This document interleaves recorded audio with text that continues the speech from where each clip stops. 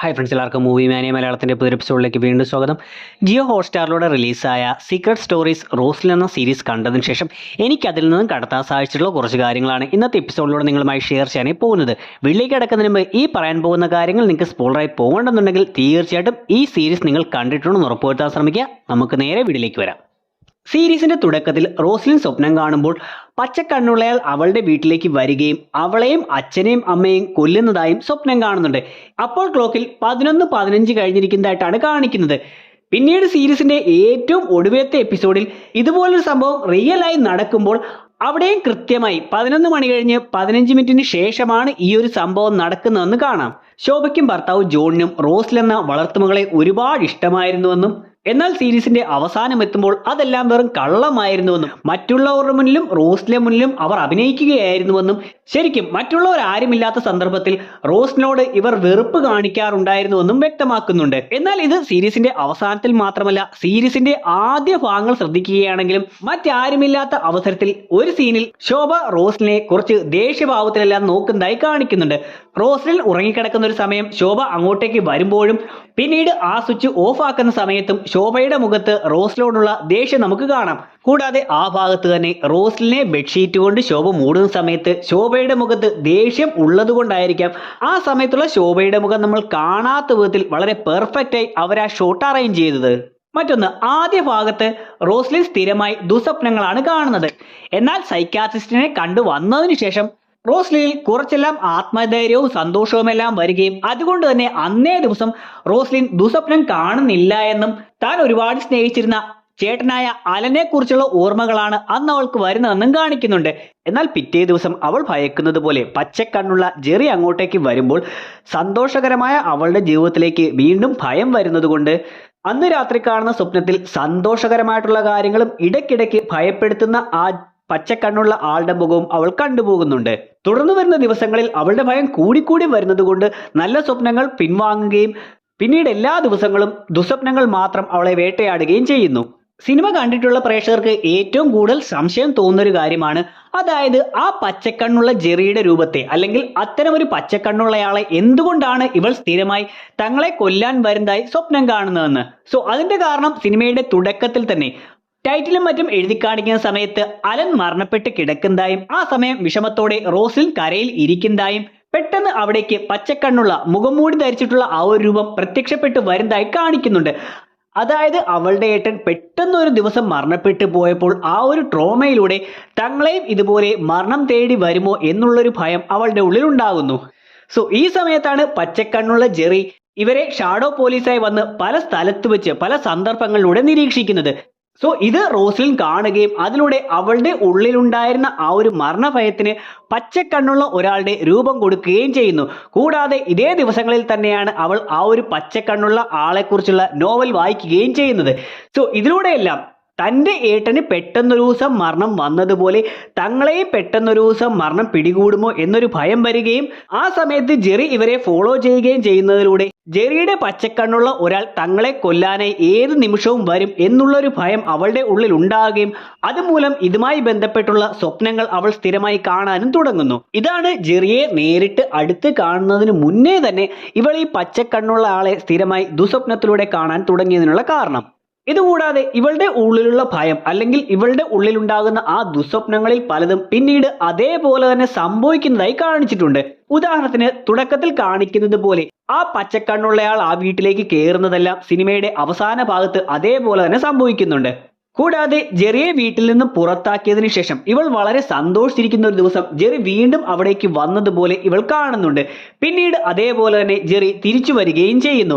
കൂടാതെ ആ കൊലയാളിയിൽ നിന്നും രക്ഷപ്പെട്ട് ഓടി വരുന്ന ഒരു ദിവസം അമ്മയുടെ അടുത്തേക്ക് എത്തുമ്പോൾ അമ്മയ്ക്ക് പച്ചക്കണ്ണുള്ളതുപോലെ കണ്ട് ഇവൾ ഞെട്ടുന്നതായി അത്തരത്തിലുള്ള ഒരു സ്വപ്നവും ഇവൾ കാണുന്നുണ്ട്. സീരീസിന്റെ അവസാന ഭാഗത്തേക്ക് എത്തുമ്പോൾ അവൾ സ്വപ്നം കണ്ടതുപോലെ അമ്മയായിരുന്നു യഥാർത്ഥത്തിൽ അവളുടെ ശത്രു എന്നും കാണിക്കുന്നുണ്ട്. അതായത് അവൾ സ്വപ്നത്തിൽ കണ്ടിട്ടുള്ള പല കാര്യങ്ങളും യാഥാർത്ഥ്യമായി വരുന്നതായി കാണിക്കുന്നു. ഇതിന് കാരണം ദൈവവിശ്വാസം അല്ലെങ്കിൽ ഈ സീരീസിൽ പലപ്പോഴും ദൈവത്തെ കുറിച്ച് പറയുന്നുണ്ട്. ഇഷ്ടമുള്ളവരെ ദൈവം ഒരിക്കലും കൈവിടുകയില്ല, അവരെ സംരക്ഷിക്കും. പലപ്പോഴും പ്രാർത്ഥനകളെ കുറിച്ച് പറയുന്നുണ്ട്. കൂടാതെ ഏഞ്ചലിന് അപകടം സംഭവിക്കുന്ന സമയത്ത് മറ്റുള്ളവർ മരണപ്പെടുന്നുണ്ടെങ്കിലും ഏഞ്ചൽ കയ്യിൽ ആ കൊന്ത കരുതിയിരുന്നത് കൊണ്ട് അവൾ മരണപ്പെടുന്നില്ല എന്നുള്ള രീതിയിൽ കാണിക്കുന്നുണ്ട്.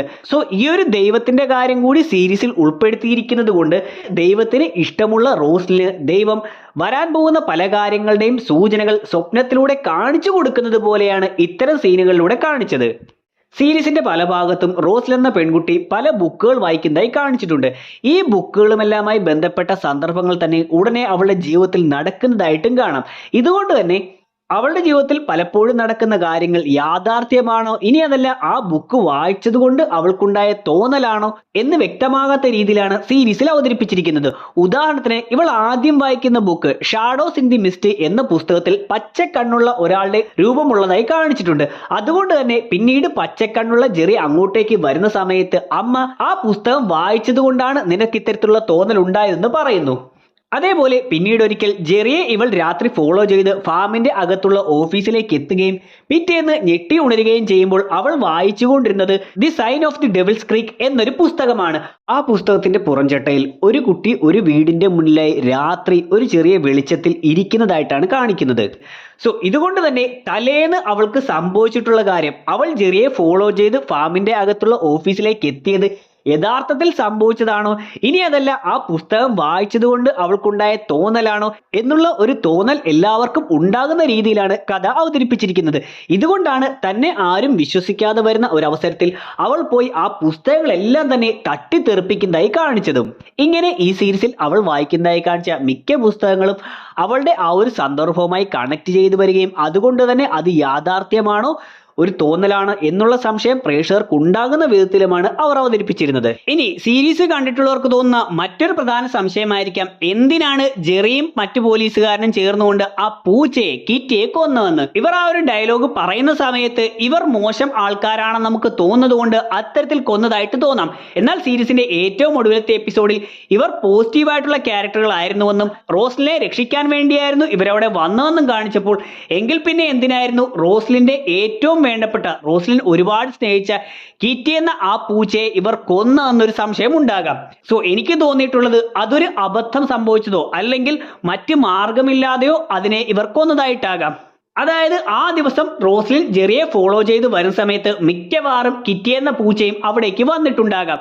അതിനു മുന്നേ ഉള്ള ഒരു ദിവസം റോസ്ലിൻ ജെറിയുടെ അടുത്തേക്ക് പോകുന്ന സമയത്ത് റോസ്ലിൻ അറിയാതെ കിറ്റി പുറകെ വരുന്നതായി കാണിച്ചിട്ടുണ്ട്.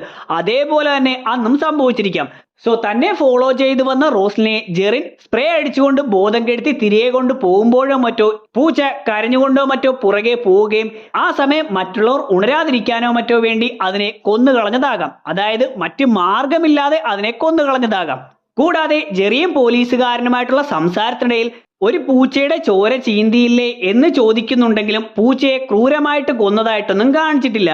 കാരണം അതിന്റെ ദേഹത്ത് അങ്ങനെ ചോര ഉള്ളതായിട്ടൊന്നും കാണിച്ചിട്ടില്ല. കൂടാതെ പൂച്ച വിഷം കഴിച്ചാണോ മരിച്ചത് അതോ പാമ്പ് കടിയേറ്റാണോ എന്നൊരു സംശയവും ഇവർക്കുണ്ടാകാനുള്ള കാരണവും അതിന്റെ ശരീരത്ത് വലിയ മുറിവുകളോ രക്തപ്പാടുകളോ ഒന്നും ഇല്ലാത്തത് കൊണ്ടായിരിക്കാം. സോ അതുകൊണ്ട് തന്നെ ജെറിയും ആ പോലീസുകാരനും പൂച്ചയെ തല്ലിക്കൊന്നു എന്നൊന്നും കരുതാനും പറ്റില്ല. ഒരുപക്ഷെ ഞാൻ നേരത്തെ പറഞ്ഞതുപോലെ പൂച്ചയെ മറ്റു മാർഗമില്ലാതെ റോസ്ലിനെ ബോധം കെടുത്തിയതുപോലെ ആ സ്പ്രേ എടുത്ത് പൂച്ചയുടെ മുഖത്ത് അടിക്കുകയും അതല്ലെങ്കിൽ ജെറി റോസ്ലിനെ ബോധം കെടുത്തിയതിനു ശേഷം ജെറിയുടെ കയ്യിൽ നിന്നും ആ സ്പ്രേ ബോട്ടിൽ തറയിലേക്ക് വീഴുന്നതായി കാണിക്കുന്നുണ്ട്. ഇതിനുശേഷം ജെറി റോസ്ലിനെ ബെഡിൽ കൊണ്ട് കിടത്താൻ പോകുന്ന സമയത്ത് കിറ്റി അവിടേക്ക് വന്നുകൊണ്ട് ആ സ്പ്രേ കുപ്പി നക്കുകയോ മണക്കുകയോ ചെയ്യുകയും അതൊരു ചെറിയ മൃഗമായതുകൊണ്ട് അത് ഉള്ളിൽ ചെന്ന് മരണപ്പെട്ടു പോയതാകാനും സാധ്യതയുണ്ട്. എന്നിരുന്നാലും ഇവർ കാരണം ആ പൂച്ച മരണപ്പെട്ടതുകൊണ്ട് ഒരു പൂച്ചയുടെ ചോര ചീന്തിയില്ലേ എന്നുള്ള അർത്ഥത്തിൽ ഇവർ പറഞ്ഞതാകാം. 666 എന്നുള്ള നമ്പർ പൊതുവെ ഡെവിൾ, സാത്താൻ, ആന്റി ക്രൈസ്റ്റ് എന്നതിനെല്ലാം സൂചിപ്പിക്കാൻ വേണ്ടിയാണ് ഉപയോഗിക്കുന്നത്. സോ ഈ ചിത്രം നോക്കുകയാണെങ്കിൽ അത്തരത്തിൽ 2 ഡെവിളുകളാണ് വന്നിരിക്കുന്നത്, ജോണും ശോഭയും. സോ ഇതുകൊണ്ടായിരിക്കാം ഇവരുടെ ആ കാറിന് 2666 എന്നുള്ള നമ്പർ കൊടുത്തത്. മറ്റൊന്ന്, ബ്രേക്ക്ഫാസ്റ്റ് കഴിച്ചുകൊണ്ടിരിക്കുമ്പോൾ ജെറി ഒരിക്കൽ പറയുന്നുണ്ട് താനും ബുക്കുകൾ വായിക്കാറുണ്ട്, ഫിക്ഷൻ ആണ് ഇഷ്ടമെന്ന്. സോ ഇതുകൊണ്ട് തന്നെ റോസ്ലിൻ ജെറിയുടെ വീട് പരിശോധിക്കുന്ന സമയത്ത് അവിടെ ജെറി നേരത്തെ പറഞ്ഞതുപോലെയുള്ള ഒരുപാട് ബുക്കുകൾ ഇരിക്കുന്നതായി കാണിച്ചിട്ടുണ്ട്. കൂടാതെ അവിടെ തന്നെ റോസ്ലിൻ ജെറിയുടെ മുറി പരിശോധിച്ചുകൊണ്ടിരിക്കുമ്പോൾ ബയോടെക്നോളജിയുമായി ബന്ധപ്പെട്ട ഒരേപോലെയുള്ള 2 ബുക്കുകൾ ഇരിക്കുന്നതായി കാണിച്ചിട്ടുണ്ട്. ഇതിന് കാരണം ജെറി ബയോടെക്നോളജിയിലാണ് വർക്ക് ചെയ്യുന്നതെന്ന് പറയുന്നെങ്കിലും യഥാർത്ഥത്തിൽ ഒരു പോലീസുകാരനായതുകൊണ്ട് ഒരുപക്ഷെ ഇവർ തൻ്റെ മുറി പരിശോധിക്കുകയോ മറ്റോ ചെയ്യുകയാണെങ്കിൽ താൻ ബയോടെക്നോളജിയിൽ വർക്ക് ചെയ്യുകയാണെന്ന് കരുതുന്നതിന് വേണ്ടി അവിടെ നിന്ന് എടുത്തുകൊണ്ട് വന്നതോ അല്ലെങ്കിൽ ലൈബ്രറിയിൽ നിന്ന് എടുത്തുകൊണ്ട് വെച്ചതോ ആയിട്ടുള്ള ബുക്കുകളായിരിക്കാം ഇത്. ഒരുപക്ഷെ അങ്ങനെ ധൃതിയിൽ എടുത്തുകൊണ്ട് വന്നത് ഒരേ കോപ്പിയുള്ള ബുക്കുകൾ തന്നെയായിരുന്നു എന്നത് ജെറി ശ്രദ്ധിച്ചു കാണില്ല. മറ്റൊരു സംശയം, എന്തുകൊണ്ടാണ് ശോഭയും ജോണും ആ അവസാന ദിവസത്തിന് മുന്നേ ഒരിക്കൽ പോലും റോസ്ലിനെ ഉപദ്രവിക്കാതിരുന്നത്? അവളെ എന്തായാലും അവർ കൊല്ലാൻ തീരുമാനിച്ചിരിക്കുകയാണ്. അവളോട് അത്രയും പകയും അവർക്കുണ്ട്. എന്തുകൊണ്ട് മുന്നേയുള്ള ദിവസങ്ങളിൽ ഒരിക്കൽ പോലും റോസ്ലിനെ ടോർച്ചർ ചെയ്യാനോ ഉപദ്രവിക്കാനോ മാനസികമായി തളർത്താനോ ഒന്നിനും തന്നെ ഇവർ ശ്രമിച്ചില്ല എന്നൊരു സംശയമുണ്ട്. അതിന് കാരണം നേരത്തെയുള്ള ദിവസങ്ങളിൽ എപ്പോഴെങ്കിലും അവളോട് മോശമായി പെരുമാറുകയാണെങ്കിൽ അല്ലെങ്കിൽ അവളെ ശാരീരികമായി ഉപദ്രവിക്കുകയാണെങ്കിൽ തീർച്ചയായിട്ടും അത്തരം കാര്യങ്ങൾ പുറം ലോകം അറിയാൻ സാധ്യതയുണ്ട്. ഒരുപക്ഷെ ജീവിച്ചിരിക്കുമ്പോൾ തന്നെ അവളുടെ കൂട്ടുകാരികൾ വഴിയോ മറ്റാരെങ്കിലും വഴിയോ, ഇനി അതല്ല മരണത്തിന് ശേഷമാണെങ്കിലും പോസ്റ്റ്മോർട്ടത്തിലൂടെയും മറ്റും അവൾ മുൻപും ശാരീരിക പീഡനങ്ങൾ അനുഭവിച്ചിട്ടുണ്ടെന്ന് അറിയാൻ സാധ്യതയുണ്ട്. അതുകൊണ്ട് തന്നെ ഒരിക്കലും ആ ഒരു ദിവസം ഒഴിച്ച് അവളെ കൊല്ലാൻ തീരുമാനിച്ചിരിക്കുന്ന ആ ഒരു ദിവസത്തിന് മുന്നേ ഒരിക്കൽ പോലും അവൾക്ക് ഒരു വിഷമവും വരാതെ, ശാരീരികമായും മാനസികമായും ഒരു വിഷമവും വരാതെ അവർ പ്രത്യേകം ശ്രദ്ധിച്ചിരുന്നു. എന്നാൽ ആ ഒരു ദിവസം അവളെ വളരെ ക്രൂരമായി കൊല്ലാനും അതിലൂടെ മോഷ്ടിക്കാനായി വന്ന ആരോ അവളെ അത്രയും ക്രൂരമായി കൊന്നുവെന്ന് വരുത്തി തീർക്കാനും വേണ്ടിയായിരുന്നു അവർ ശ്രദ്ധിച്ചത്. റോസ്ലിൻ ഇടുന്ന ഡ്രസ്സിൽ ചില കാര്യങ്ങൾ എഴുതി വെച്ചിരിക്കുന്നതായും ചില ചിത്രങ്ങൾ കൊടുത്തിരിക്കുന്നതായിട്ടുമെല്ലാം കാണിച്ചിട്ടുണ്ട്. അതെല്ലാം ആ സന്ദർഭങ്ങളുമായി കണക്ട് ചെയ്ത് തന്നെയാണ് കാണിച്ചിരുന്നത്. അതായത് ജെറി ആ വീട്ടിൽ സെർച്ച് ചെയ്യുകയും അവൾ ജെറിയെ ഫോളോ ചെയ്യുകയും ചെയ്യുന്ന സമയത്ത് അവൾ ഇടുന്ന ഡ്രസ്സിലായി everything happens for a reason, ഇങ്ങനെ സംഭവിക്കുന്നതിനെല്ലാം ഒരു കാരണമുണ്ട് എന്നുള്ള രീതിയിൽ എഴുതിയിട്ടിരിക്കുന്നതായും ജെറി ആ വീട്ടിലേക്ക് വന്നതിന് ശേഷം അവൾ അതിഥിയെ കോൾ ചെയ്യുന്ന സമയത്ത് ഡ്രസ്സിൽ ഗെയിം ഓൺ എന്ന് എഴുതിയിട്ടിരിക്കുന്നതായും മറ്റൊരു ദിവസം ജെറി ഫാമിന്റെ അകത്തുള്ള ഓഫീസിൽ കയറുകയും റോസ്ലിൻ അയാളെ ഫോളോ ചെയ്യുകയും ഈ കാര്യങ്ങൾ പിറ്റേന്ന് മാതാപിതാക്കളോട് പറയുകയും എന്നാൽ അവളെ ആരും വിശ്വസിക്കാതിരിക്കുകയും ചെയ്യുന്ന സമയത്ത് എക്സ്പെക്ട് നത്തിങ് അപ്രിഷിയേറ്റ് എവറിത്തിങ് എന്ന് എഴുതിയിട്ടിരിക്കുന്നതായും ജെറി ആ വീട്ടിൽ നിന്നും പോവുകയാണ് എന്ന് പറയുന്ന സമയത്ത് അവൾ സന്തോഷത്തോടെ ഇരിക്കുമ്പോൾ ഗ്രേറ്റ് ഇൻസ്പിറേഷൻ എന്ന് എഴുതിയ ഡ്രസ്സ് ഇട്ടിരിക്കുന്നതായും എന്നാൽ പിന്നെയും ജെറി കുറച്ച് ദിവസം കൂടി അവിടെ നിൽക്കുന്നതായി കാണിക്കുമ്പോൾ അവൾ വീണ്ടും ഗെയിം ഓൺ എന്ന ഡ്രസ്സ് ഇട്ടിരിക്കുന്നതായും അവളുടെ ബർത്ത്ഡേയുടെ അന്ന് റോസ്ലിൻ എന്ന പേര് ബ്യൂട്ടിഫുൾ റോസ് എന്നുള്ള അർത്ഥത്തിൽ ഒരു റോസാപ്പൂവിന്റെ ചിത്രം കൊടുത്തിരിക്കുന്നതായും കാണിച്ചിട്ടുണ്ട്. ഇങ്ങനെ അവൾ ഓരോ സന്ദർഭത്തിലും ഇടുന്ന ഡ്രസ്സ് അവൾക്ക് സംഭവിച്ചുകൊണ്ടിരിക്കുന്ന കാര്യങ്ങളുമായി മാച്ചായി തന്നെയാണ് കാണിച്ചിരുന്നത്. ജെറിയെ പുറത്താക്കണം എന്നത് റോസ്ലിന് ഒരു ഒബ്സഷനായി എന്ന് പറഞ്ഞുകൊണ്ട് ശോഭ അവൾ ഉപയോഗിച്ചിട്ടുള്ള ഫോണിലെ ബ്രൗസിംഗ് ഹിസ്റ്ററി കാണിക്കുന്ന സമയത്ത് ജോൺ അത് നോക്കുകയും how to kick a guest out എന്നൊരു ലിങ്ക് വായിക്കുകയും ചെയ്യുന്നുണ്ട്.